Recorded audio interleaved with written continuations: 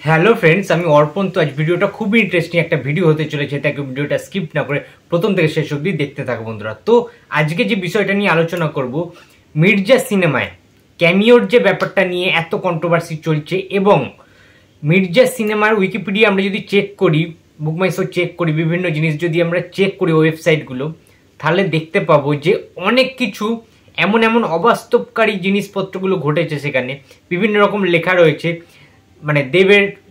দেবের নাকি ক্যামিও থাকতে পারে সেখানে, প্রসেনজিৎ নাকি মির্জার বাবা, এই সমস্ত বিভিন্ন জিনিসপত্রগুলো কিন্তু এসেছে। বেশ কিছুদিন ধরে জিনিসটা চলেছে। আমার অনেক সাবস্ক্রাইবার বন্ধুরা যারা অঙ্কুশের ফ্যান্স, দেবের ফ্যান্স, বুম্বাদার ফ্যান্স, তারা সবাই আমাকে ইনবক্সকে পাঠিয়েছে, ইনবক্সে, যে অর্পণদা এগুলো কি হচ্ছে, এটা কি সত্যি সম্ভব? আমি যে বিষয়টা নিয়ে আজকে বলতে চাইছি, যে কেন মির্জা ডিপেন্ডেন্ট, ক্যামিওর ওপরে কেন ডিপেন্ডেন্ট হচ্ছে, যে যদি মির্জাতে দেবের ক্যামিও না থাকে তাহলে কি মির্জা চলবে না?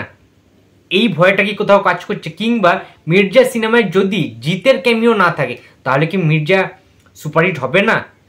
কিংবা মির্জা সিনেমায় যদি প্রসেনজিৎ চ্যাটার্জির ক্যামিও না থাকে লাস্টে, তাহলে কি মির্জাটা ফ্লপ করে যাবে? এই বিভিন্ন রকম জিনিসপত্রগুলো কিন্তু দোটানার মধ্যে কিন্তু একটা ভয়াবহ পরিস্থিতির সৃষ্টি হয়েছে যত রিলিজ ডেট কাছে আসছে মির্জার, যে জিনিসটা আমি দেবের কোনো সিনেমায় দেখতে পাই না।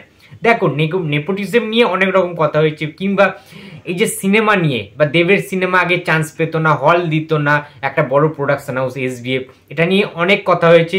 কিন্তু এটাও মাথায় রাখতে হবে যে শ্রীকান্ত মাহাতা, এসবিএফ এর যিনি মাথা, এসবিএফ এর যিনি কর্ণধার, এসবিএফ এর যিনি সর্বেসর্বা, সেই শ্রীকান্ত মাহাতাও কিন্তু একদিন ইন্টারভিউতে ফেস অফ ফেসে কিন্তু নিজে বলেছিলেন যে যদি দেব এটা প্রমাণ করতে পারে যে এসবিএফ তাকে হল দেওয়া থেকে বা হল পাওয়া থেকে বঞ্চিত করেছে কোনো সিনেমায়, এটা যদি দেব প্রুভ করতে পারে, প্রমাণ করতে পারে, তাহলে শ্রীকান্ত মাহাতা বলেছিলেন সিনেমা বানানোই ছেড়ে দেবেন। সুতরাং তার কত বুকের পাটা থাকলে, একজন মানুষের কত বুকের পাটা থাকলে সেই কথাটা বলতে পারে, এবং কতটা ইনফ্যাক্ট এটা হতেই পারে মনের ভুল। আমি তো বারবার বলছি যে শ্রীকান্ত মাহাতা এবং দেবের অভ্যন্তরীণ কি হয়েছে আমি জানি না, বাট তাদের মধ্যে সম্পর্ক খুবই ভালো, ঠিক আছে? সেটা আমরা প্রত্যেকটা জিনিস আমরা দেখতে পাই, ঠিক আছে? না হলে তোমরা একটা জিনিস লক্ষ্য করেছো, ব্যোমকেশের যে আমাদের দুটো ব্যোমকেশ একসাথে এসেছিল পুজোতে, তোমরা খুব ভালো করে জানো, দেব রিলিজ করেছিল গ্র্যান্ড ভাবে পুরো হলে, এবং সৃজিত মুখার্জি এসবিএফ এর ব্যানারে কিন্তু তৈরি করেছিল ওটিটি প্ল্যাটফর্মে। সেখানে তো সবাই এসেছিলেন, শ্রীকান্ত মাহাতো এসেছিলেন, দেবের সাথে হাক করলেন, সমস্ত কিছু সেখানে হয়েছে অল ওভার। সুতরাং সেখান থেকে কি বোঝার জো আছে তাদের মধ্যে কোনো রকম খারাপ কোনো কিছু রয়েছে, শত্রুতা রয়েছে? দেব কি শ্রীকান্ত মাহাতার এনিমি, নাকি শ্রীকান্ত মাহাতা দেবের এনিমি? একদমই নয়। এটা আমাদের ভুল ধারণা। বিভিন্ন মিডিয়া কন্ট্রোভার্সি তৈরি করার চেষ্টা করছে তাদের মধ্যে, বাট তোমরা কদিন পরেই দেখতে পাবে এসবিএফ এর ব্যানারে দেব কিন্তু কাজ করবেন। সেটা হতে পারে যৌথ প্রযোজনায়, এসবিএফ এবং দেব এন্টারটেনমেন্ট হয়তো একসাথে রঘুদা আকার নিয়ে আসতে পারে, যতটুকুনি আমি ইনসাইডেড খবর পেয়েছি। বাট দেব কিন্তু কারোর ডিপেন্ডেন্ট নয়। দেবের যে কোনো সিনেমা দেবের একার কিন্তু দম আছে এই মুহূর্তে দাঁড়িয়ে করার। কিন্তু এখানে একটা কিন্তু রয়েছে, ডিমান্ড আলাদা, ডিপেন্ডেন্ট আলাদা, ঠিক আছে? দেবের সিনেমা কাকে, কোন অ্যাক্টরকে কোন জায়গাটায় ডিমান্ড করছে সেটা দেব ভালো করে দেখে। তার মানে কি হচ্ছে, দেব কিন্তু কারোর ডিপেন্ডেন্ট নয়।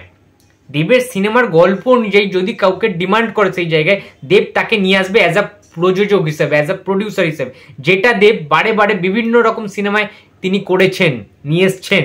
প্রজাপতিতে মিঠুন চক্রবর্তীকে তিনি ইনক্লুড করেছেন, টনিকে তিনি পরাণ বন্দ্যোপাধ্যায়কে ইনক্লুড করেছেন, আরও কিন্তু অভিনেতা ছিল, প্রবীণ অভিনেতা, বয়োজ্যেষ্ঠ অভিনেতা, লেজেন্ড। কিন্তু দেব খুব ভালো এই বাছাইটা করতে পারেন, সিলেকশনটা, যে কোন জায়গায় কোন চরিত্রের সাথে দেবের সাথে কাকে মানাবে, বাবার চরিত্রে দেবে কাকে মানাবে, ঠাকুরদার চরিত্রে বা দাদুর চরিত্রে দেবকে কাকে মানাবে, দেবকে কাকে দাদা হিসাবে মানাবে। তাই জন্য কাছের মানুষের বুম্বাদাকে নেওয়া হয়। অ্যাকচুয়ালি কিন্তু কাছের মানুষের প্রসেনজিৎ চ্যাটার্জি থাকার কথাই নয়, অন্য একটা অ্যাক্টরকে নেওয়ার কথা ছিল কাছের মানুষের। তোমরা পথিকৃৎ বসু, যিনি পরিচালক রয়েছে কাছের মানুষ, সেই পথিকৃৎ বসুর ইন্টারভিউ দেখলে বুঝতে পারবে যে সেখানে কাছের মানুষের দেবের সাথে অন্য একটা নায়কের ডিমান্ড ছিল, নায়ককে নেওয়ার কথা হয়েছিল, ঠিক আছে? কিন্তু সেখানে দেব বলেন যে এখানে বুম্বাদা ছাড়া, প্রসেনজিৎ চ্যাটার্জি ছাড়া কাছের মানুষ সিনেমাটাই সম্ভব নয় করা তার পক্ষে। সুতরাং নাহলে কিন্তু কাছের মানুষ সিনেমাটাই হতো না, রিজেক্ট করে দিতেন। সুতরাং বুম্বাদাকে ফোন করেন দেব, অ্যান্ড বুম্বাদা স্ক্রিপ্টটা শোনার পর, গল্পটা শোনার পর ভালো কিছু বুঝেছেন, যে গল্পটায় তেমন কিছু রয়েছে, একটা ইম্প্যাক্টফুল ব্যাপার রয়েছে, একটা খুব ভালো রিয়েলিস্টিক ব্যাপার রয়েছে, এবং এই জিনিসটা নিয়ে কথা বলাটা দরকার। একদম খুব বাস্তবের সাথে রিলেটেড যেটা হচ্ছে সেইটা নিয়েই কিন্তু একটা গল্প হয়, যার নাম কাছের মানুষ, যেটা হিট করেছিল পুজোর সময়, তোমরা সবাই জানো। সুতরাং দেব এতটাই বুদ্ধিমান একজন অভিনেতা, এতটাই বুদ্ধিমান একজন সুপারস্টার, যার ছবি, ঠিক আছে, এমন কিছু তিনি করে দেন, এমন কিছু তার ট্যালেন্টস রয়েছে যে মানুষ দেখতে বাধ্য। না হলে হইচইয়ের মতো সিনেমাও কিন্তু সেইভাবে ঠিক ব্যবসা করে বেরিয়ে গেছে। তখন তো অনেক কথা উঠেছিল যে কবির সিনেমাটাকে SBF দেয়নি, চান্স দেয়নি সিনেমা হলে, হইচইকে দেয়নি, তার সত্ত্বেও তো মোটামুটি একটা কালেকশন করে বেরিয়ে গেছিল। তার মানে কি দেবের ওই স্টারডামটা, দেবকে মানুষ বিশ্বাস করে, দেবকে দর্শক বিশ্বাস করে, তাই জন্যই বোধহয় বারে বারে দেবের সেই ফ্যামিলি ড্রামে হলেও মানুষ ফিরে ফিরে যায়। দেবের এই যে খাদান আসছে, এখানেও কিন্তু মানুষ ফিরে ফিরে হলে যাবে, বারবার হলে যাবে। এখানে কাউকে ক্যামিও থাকার দরকার নেই খাদানে। টেক্কা সিনেমায় সৃজিত মুখার্জির দেব কোনো ক্যামিও থাকার দরকার নেই, তার সত্ত্বেও মানুষ কিন্তু হলে যাবে। সেই বিশ্বাসটা মানুষের অর্জন হয়েছে, যেটা অঙ্কুশ এখনো পর্যন্ত, মির্জার আগে পর্যন্ত কিন্তু করতে পারেনি। সেই বিশ্বাসটা অর্জন করতে পারেনি, যার জন্য এত স্ট্রাগল, এত কন্ট্রোভার্সি হচ্ছে। সামান্য একটা ক্যামিও নিয়ে এত মাথা ঘামাঘামি হচ্ছে, সবার মধ্যে এত কিছু কৌতূহল যে কে থাকতে পারে। আরে ভাই, যদি দেবজিৎ, প্রসেনজিৎ, যিশু না থাকে তাহলে কি মির্জা চলবে না হলে? তার কি সেই গল্পের দম নেই? সামান্য একটা ক্যামিওকে নিয়ে বেশি হাইলাইটেড হচ্ছে না? অঙ্কুশের ক্যারেক্টারের থেকে মির্জা কেমন চলবে, কি অ্যাকশন থাকবে, এই সবের থেকে ক্যামিওটাকে নিয়ে বেশি মাতামাতি শুরু হয়ে গেছে গোটা সোশ্যাল মিডিয়া জুড়ে, ফেসবুক জুড়ে, ইউটিউব জুড়ে, সমস্ত কিছুতে দেখছি ক্যামিওটাকে। তবে কি দেবের ফ্যান্সরা দেখতে যাবে? আচ্ছা, একটা জিনিস তো তোমরা জানো যে অঙ্কুশের ফ্যান ফলোয়িং এর থেকে দেবের ফ্যান ফলোয়িং বেশি, অঙ্কুশের ফ্যান ফলোয়িং থেকে জিতের ফ্যান ফলোয়িং অনেক বেশি, অঙ্কুশের ফ্যান ফলোয়িং থেকে প্রসেনজিৎ চ্যাটার্জি দ্য ইন্ডাস্ট্রির ফ্যান ফলোয়িং অনেক অনেক গুণ বেশি। তাহলে কি দাঁড়াচ্ছে ব্যাপারটা? ক্যামিওতে যদি হতাশ করে মানুষকে প্রথম দিনে, অ্যাকচুয়ালি দেবের ফ্যান্স, জিতের ফ্যান্সরা নিশ্চয়ই প্রথম দিন যাবে না, ঠিক আছে? আমি যা কমেন্টগুলো পড়লাম সেখান থেকে বুঝলাম যে আগে তারা জেনে নেবে প্রথম দিন যারা সিনেমা দেখতে যাবে যে ক্যামিওটা বেসিক্যালি কার রয়েছে।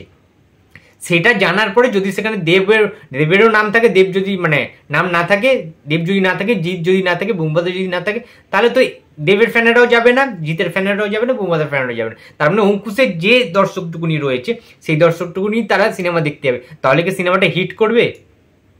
একটা জাস্ট এটা সুস্থ আলোচনা করছি আমি, কখনো সম্ভব নয় কিন্তু হিট করা, ঠিক আছে? সিনেমাটা যদি ভালো হয়, অঙ্কুশের যদি ভালো অ্যাক্টিং থাকে, সিনেমার গল্পের যদি জোর থাকে, তাহলে অবশ্যই এই সিনেমাটা হিট করবে। আদারওয়াইজ যদি ওই রকমভাবে ক্যামিও নির্ভরশীল হয় মির্জা সিনেমাটা, তাহলে কিন্তু খুব দুঃখ রয়েছে বক্স অফিস কালেকশনের ক্ষেত্রে। এবং এই টাইমে, বিশেষ করে এই টাইমে বাংলায় অ্যাকশন সিনেমা এই যে রিস্ক নিয়ে করছে, এটাকে তো সাধুবাদ জানাবোই, বাট গল্পের কিন্তু একটা বড় ক্রেডিট থাকাটা দরকার। এবং ওই যে কথাটা বললাম, ডিপেন্ডেন্ট নয়, ডিমান্ড থাকাটা জরুরি ক্যামিওটার।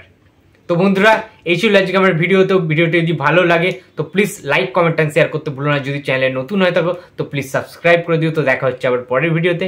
তো টাটা।